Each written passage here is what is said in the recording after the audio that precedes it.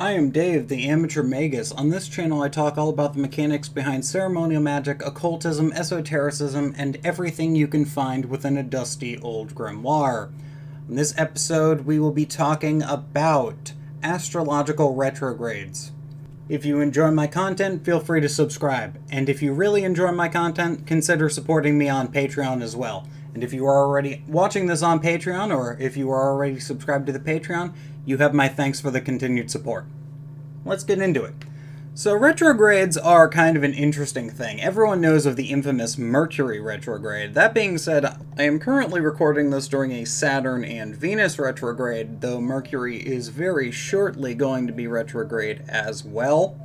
And I would say that Mercury retrograde, for me at least, is probably the least stressful of these three planetary retrogrades. Now, that being said, I figured I would just cover them all here. I would figure I'm just going to cover all of the retrogrades, starting with Mercury, ending with Saturn, with mentioning a couple of retrograde adjacent phenomenon that the Sun and Moon do. So, starting with Mercury, everyone knows about Mercury retrograde. Mercury retrograde is going to be the retrograde season that everyone is going to fear the most, especially if you don't know how to deal with it. Mercury retrograde is kind of the comedian side of Mercury. This is where all of the wisdom and knowledge spirits start taking on their trickstery aspects. I've heard a lot of different descriptions of what happens during Mercury retrograde, but the best way I've heard it explained is like, imagine if all of your really nice, smart professors, the smartest professors you know, start pranking and just start partying because they want to get it out of their system. That really is how Mercury retrograde is. Now, in terms of the effects of what happens during a Mercury retrograde, you're going to want to assume that everything that can go wrong communication-wise will go wrong. You're going to want to plan, 2 or 3 hours for important things. If you have to do things during a Mercury retrograde, like travel, you're going to want to triple check to make sure that you're going to be ready, and even then there will be delays. Now, this will be for all mechanical things. I once had a situation where somebody I knew bought a new car. They actually bought 2 new cars during Mercury retrograde, and in transit, both of those cars were totaled completely. The vehicle that was supposed to be transporting them ended up getting into a massive car accident, and both of the vehicles were totaled beyond all repair. So I would avoid buying cars during a Mercury retrograde. That being said, not everyone has the luxury of doing that, so if you're having problems with Mercury retrograde, what you're going to want to do is burn a orange candle corresponding to the color of Mercury, and you're going to want to ask Mercury to kindly play his tricks on other people. I would advise having a good and healthy sense of humor when you're doing this, because otherwise you're going to be the stick in the mud who gets all the pranks pulled on them during a Mercury retrograde. That being said, above Mercury is Venus going in ascending order. And of all the retrogrades people complain about, I find that people complain about Venus retrograde not nearly enough. I find Venus retrograde, regardless of what sign it's in, now it's especially true because it's currently retrograde in the sign of Leo, but usually Venus retrograde is going to be the most loud of all of the retrogrades in terms of just, you will know it when it happens, because depending on the retrograde, Mercury retrograde will always be... Mercury retrograde can be a little bit subtle, but I've never had a quiet Venus retrograde. I have never had a Venus retrograde where I didn't notice explosions in relationships and all kinds of problems with communications, friendships, family life, and really it is one of those things where when you figure out why it's going on, you can kind of work around it, but if you don't realize that, it's Venus retrograde is causing the problems, you can't solve the problems, and if you can't solve the problems, they will persist, and that is not exactly the most ideal situation, all things considered. Whereas Mercury retrograde is going to cause issues with communication and kind of misunderstandings, clarification, travel, that kind of thing, that, the stuff Mercury rules over, Venus is going to do the exact same thing. That being said, Venus rules over art, beauty, love, relationships, both platonic and romantic, and all kinds of different other things that most people just tend not to think of. Venus rules self-love, like Venus rules love, worth, values, all kinds of different things. So Venus is going to be causing problems if you decide to splurge a little bit. Splurging and being like, oh, I can buy this big fancy thing, I have the money. 9 times out of 10, if it's a Venus retrograde, it's going to come back to bite you, because there's going to be something wrong with whatever you're trying to buy. Or, alternatively, if you don't have things, you will be given things that are basically garbage. Or at least they're garbage to you. They might be garbage to you, but they might be valuable to somebody else. It all depends on how Venus is feeling, and it depends on where Venus is retrograde in your chart. Like I mentioned, Venus is currently retrograde in the sign of Leo, and this is, of course, the most loud Venus retrograde I've seen in a while. It is the most loud Venus retrograde. I think the only other one that was nearly as loud was when, I believe it was in Taurus that it was this loud. But that being said, Venus is going to go retrograde every so often, just like Mercury. Thank God Venus goes retrograde significantly less often than Mercury. But I would say that Venus retrograde for most people is going to be much worse, just due to the fact that it causes relationships to break down if at least one of the people involved is not consciously trying to fix things. So make of that what you will. Now, going up from the loudest to the quietest, we are skipping over the sun. We will talk about the luminaries at the end here. Going from Venus retrograde to Mars retrograde is very interesting, because Mars retrograde, Mars is one of the loudest planets as a whole, so when Mars goes retrograde, it becomes quiet. I have heard this described as a soldier running out of ammo and having to resort to stealth tactics. Mars is going through places they've already been, they've tread the path, but at the same time, now if they're going back, wherever Mars is walking, they're trying to fight things, and if they're going over paths that they already walked, well, they have to be more stealthy because the enemy is going to know where they've been.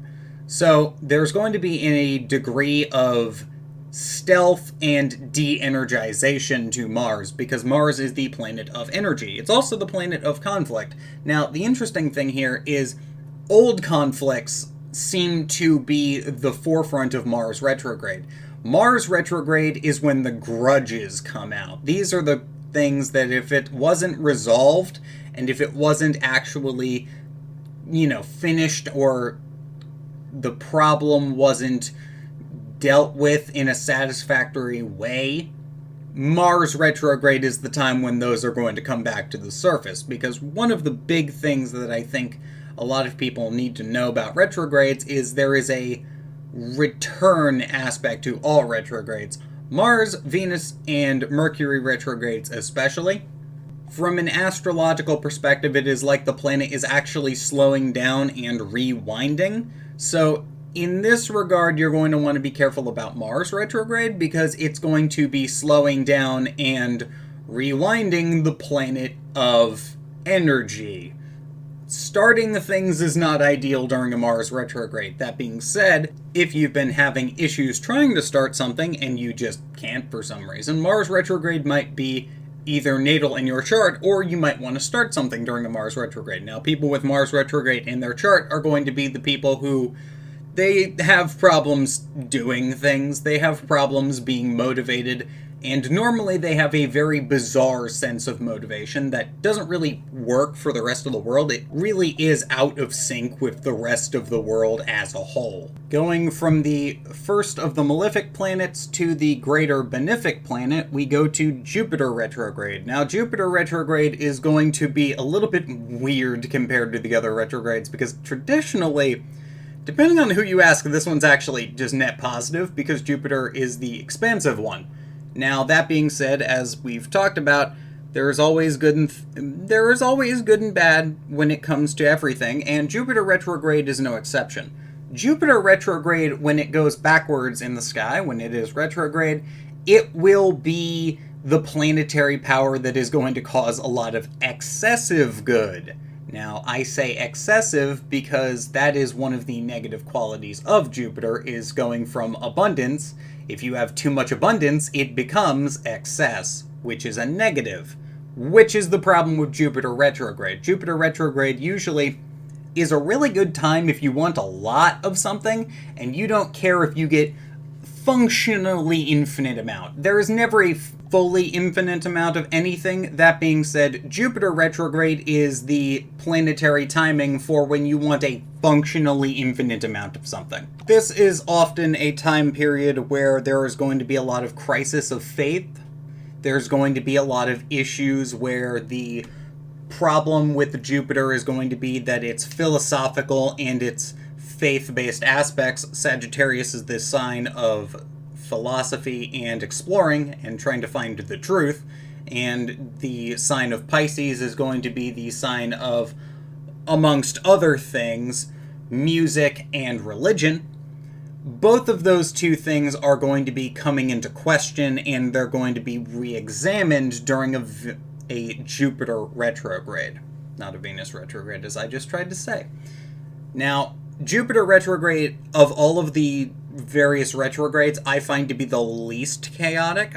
Jupiter retrograde, everything will just start getting ominously good, is the term I'm going to use. It gets ominously good. Like, things just happen for no particular reason, but they're all beneficial, so you don't want to question it, but there's that nagging feeling that something is off about this.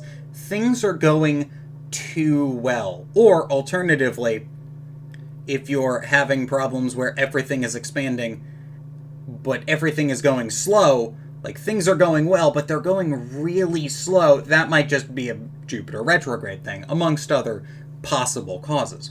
And moving up from Jupiter, we go to Saturn, which is the final of the traditional planets, going in the ascending order. Now, Saturn retrograde is interesting in that you really need to reaffirm your commitments and responsibilities.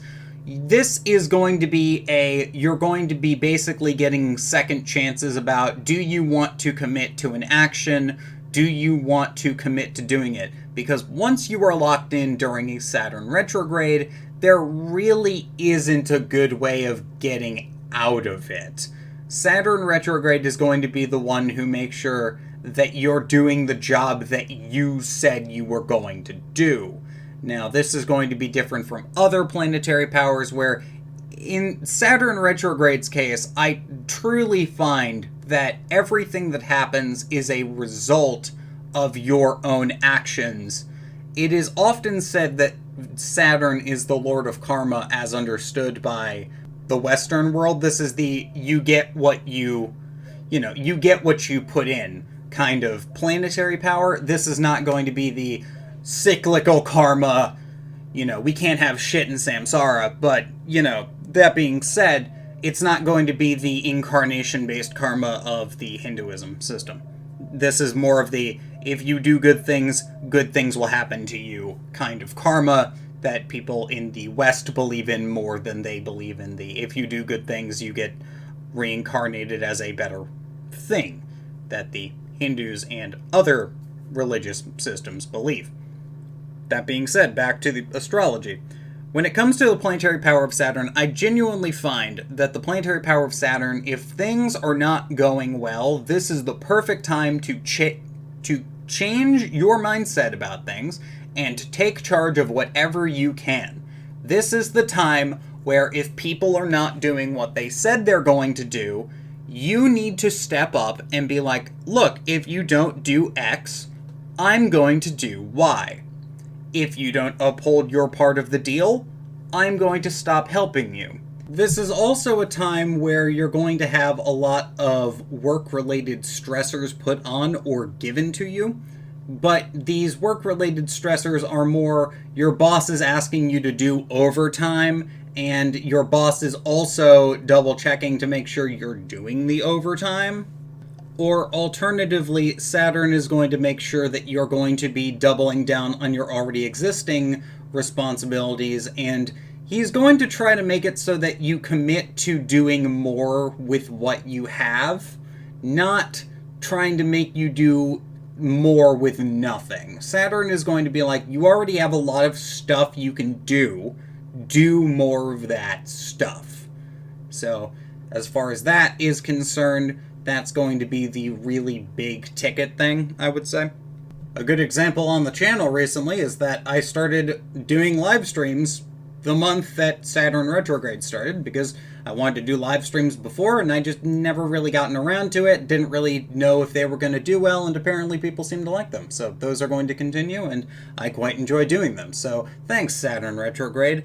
And I assume that the miles away planet is going to just kind of wobble and vibrate menacingly.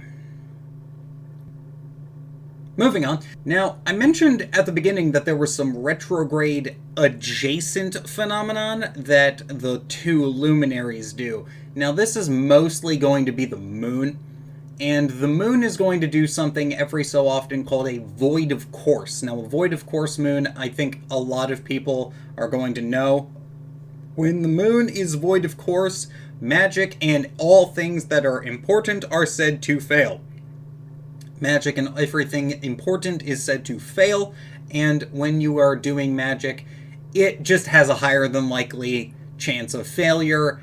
It's just going to not go as well as it should, perhaps. It's just going to have a bunch of issues, and quite frankly, you're going to have a worse time doing anything.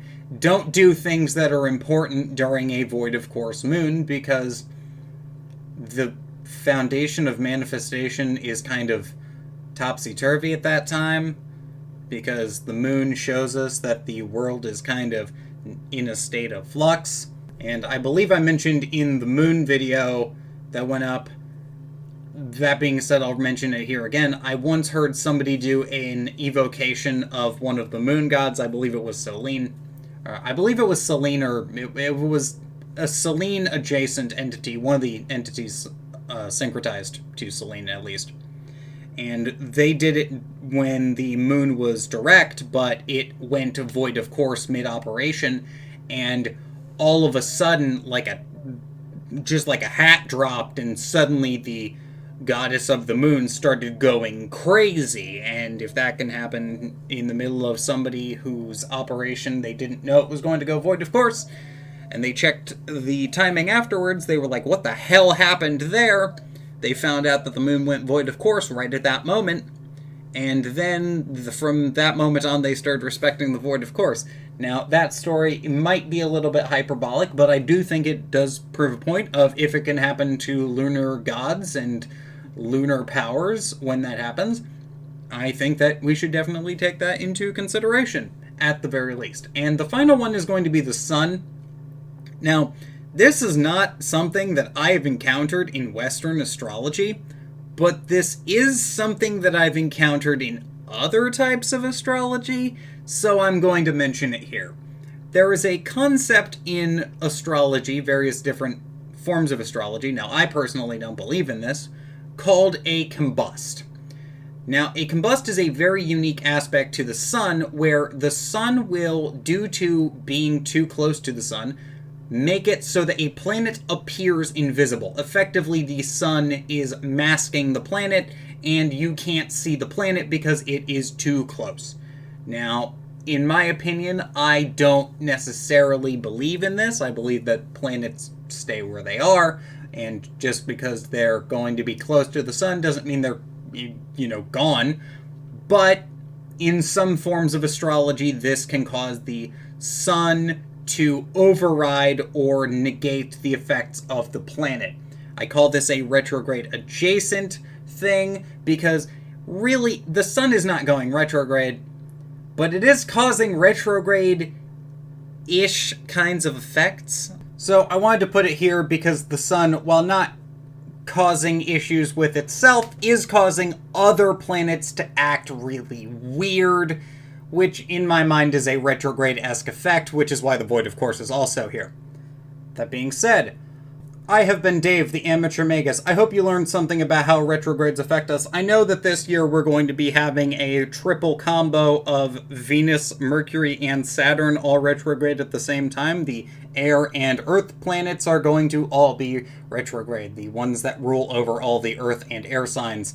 Which is the main reason I'm making this video, because I wanted to let everyone know what all the retrogrades do in one solid place. That being said, I have been Dave, the Amateur Magus. Hopefully you learned something about retrogrades and what they do, and hope you're having a good day. If you're not having a good day, hope your day gets better. Take it easy.